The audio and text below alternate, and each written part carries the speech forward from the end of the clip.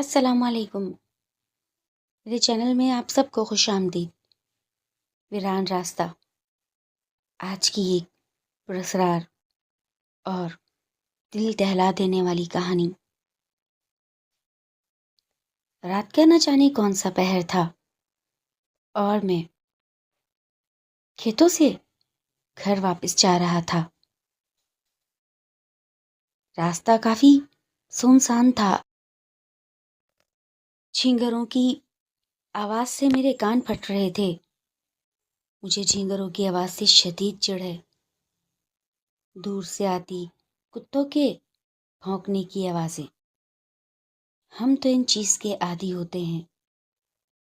وہیں پر میں نے دیکھا کہ دائیں جانب کوئی خاتون تھی شاید، جو درخت کی اوٹ میں مجھے دیکھ کر چھپی تھی۔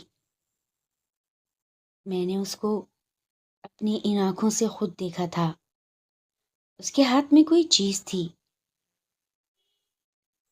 میرے خیال میں یہ تھا کہ شاید وہ کوئی چور یا چکی ہوگی، کیونکہ گاؤں میں اکثر نکے پر واردات ہو جاتی ہے، لیکن عورت نام کی بھی چیز اس کام میں ملوث ہو سکتی ہے۔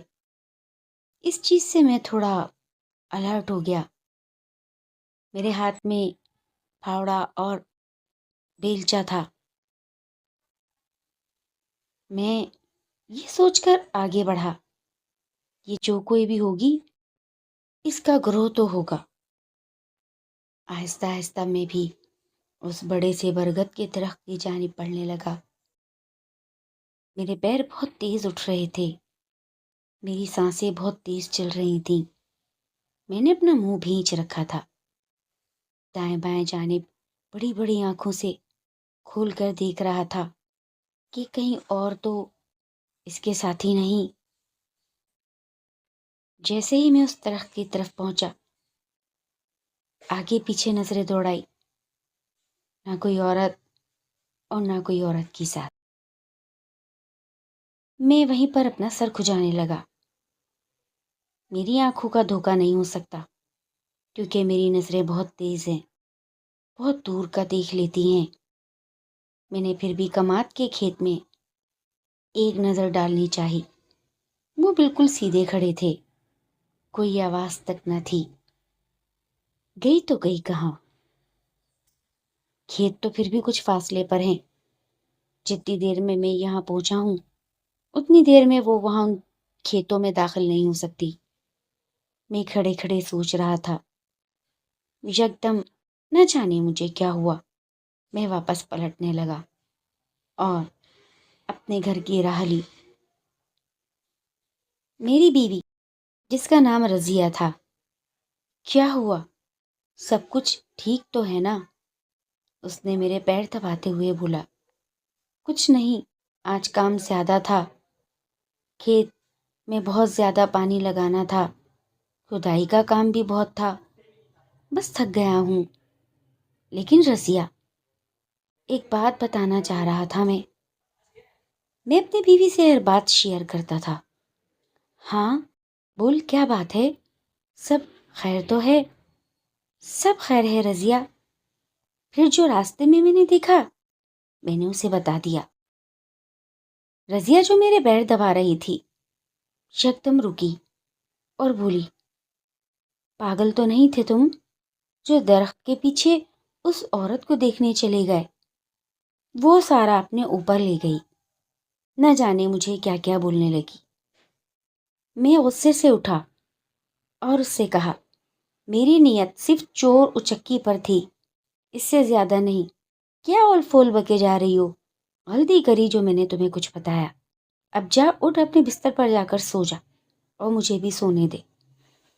رضیہ یہ تمام باتیں سن کر روتے ہوئے اپنے بستر پر چلی گئی۔ صبح نہ جانے میری کب آنکھ کھلی۔ آج مجھے ہلکا ہلکا بخار بھی تھا اور کام پر پھر مجھے رات میں جانا تھا، کھیت میں پانی لگانے۔ صبح میرا چھوٹا بھائی چلا گیا تھا، ہم شفٹ میں کام کرتے تھے۔ سردیاں شروع ہو گئی تھیں، موسم خاصا سرد ہو چکا تھا، اور پنجاب کی سردیاں کافی قہر آلود ہوتی ہیں۔ میں وہی اپنی گاؤں کے کچے پکے لباس میں رہتا تھا۔ میں کبھی موٹے کپڑے نہیں پہنتا، مجھے گرمی ہی اتنی لگتی تھی۔ رات کا وقت تھا جب رضیہ کو ناراض میں گھر سے چھوڑ کر چلا تھا۔ آج پھر دیکھ لینا اس عورت کو، تبھی تو تمہارا دل نہیں لگا دن بھر گھر میں۔ اس نے مجھے پھر جلی کٹی سنائی اور میں نے غصے میں بھر کر اس کے ایک تھپڑ رسید کر دیا۔ بہت بولتی ہو تم، ہمیشہ شک کی ہی کرتی رہو گی مجھ پہ۔ شک کیوں نہ کروں، شادی کو 10 سال ہو گئے، آج تک اللہ نے اولاد کی نعمت سے محروم رکھا ہے۔ شک تو کروں گی، کہیں تو دوسری نہ کر لے۔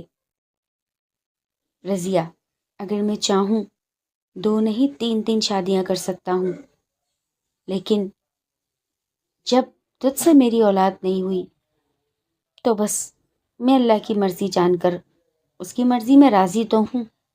مجھ سے یہ الٹی سیدھی بہکی باتیں نہ کیا کر۔ ہم دونوں میں رات سے ایک عجیب ہی تناؤ سا آ گیا تھا۔ میں اپنے کھیت کی راہ ہو لیا تھا، جلد بازی میں اپنی لالٹین گھر ہی چھوڑ آیا۔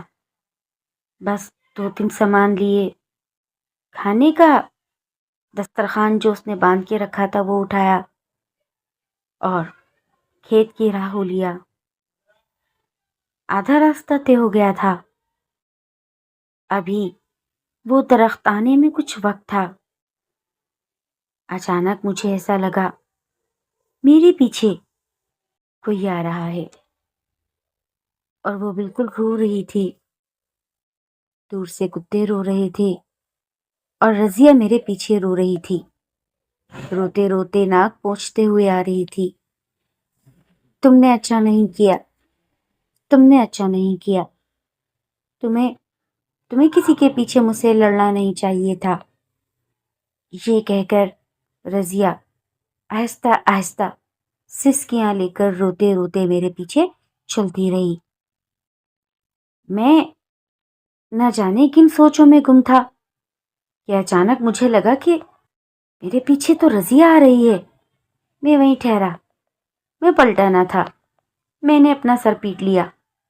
تو میرے پیچھے روتے روتے آ گئی ہے۔ اوفو، اب میں کیا کروں؟ میں کام کروں یا تیرا رونا دھونا سنوں؟ آجا میرے ساتھ ساتھ چل پیچھے پیچھے، میں تجھے وہ درخت دکھاتا ہوں اور وہ جگہ بھی جہاں میں نے اسے دیکھا تھا۔ تم نے تو رائے کا پہاڑ بنا دیا رضیہ۔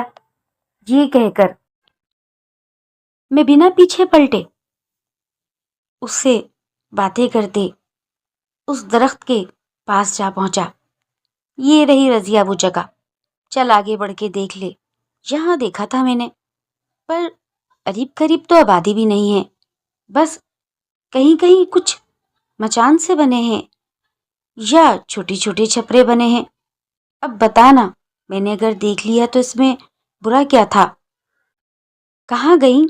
میں اچانک پیچھے پلٹا تو کچھ فاصلے پر وہ منہ گھمائے بیٹھی تھی۔ میں وہیں رک گیا، کیونکہ رضیہ ایسے کپڑے نہیں پہنتی۔ رضیہ نے تو آج نیلے رنگ کی قمیص شلوار پہنی تھی اور یہ سفید جوڑے میں بیٹھی تھی۔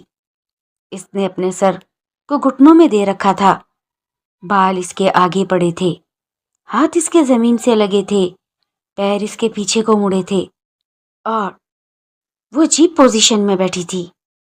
رضیہ، تو رضیہ تو نہیں۔ میں آہستہ آہستہ پیچھے ہونے لگا اور وہ آہستہ آہستہ کھڑی ہونے لگی۔ اس کے رونے کی آواز اچانک سے ہنسی میں بدلنے لگی۔ وہ زمین سے تھوڑی اونچی اٹھ گئی تھی اور کہے لگانے لگی، میں ہوں وہ، مجھ سے ملے تھے تم، اب بتاؤ کہاں بچ کے جاؤ گے؟ میں نے اسی وقت اپنے مضبوط اعصاب، جس کا میں مالک تھا، میں اسے دیکھ کر چونکا ضرور تھا پر ڈرا نہیں۔ غصے میں تو میں ویسے ہی تھا۔ وہیں پر میرا سر گھومنا شروع ہو گیا۔ میں نے کلمہ پڑھا اور آہستہ آہستہ وہ میرے قریب بڑھ رہی تھی اور ویسے ہی میں آہستہ آہستہ پیچھے ہٹ رہا تھا۔ میں پیچھے ہٹتے ہٹتے یکدم دوڑ پڑا۔ میرے ہاتھ سے سامان چھوٹ چکا تھا اور وہ زور زور سے ہنس رہی تھی۔ وہ درخت سے آگے نہ بڑھی تھی، وہ وہیں درخت کے پاس کھڑی تھی۔ جب میں خاصا تھک گیا بھاگتے بھاگتے، مجھے لگا کہ اب میرے پیچھے کوئی نہیں آ رہا، میں وہیں زمین پر ڈھیر ہو گیا۔ میری آنکھیں بند ہو گئیں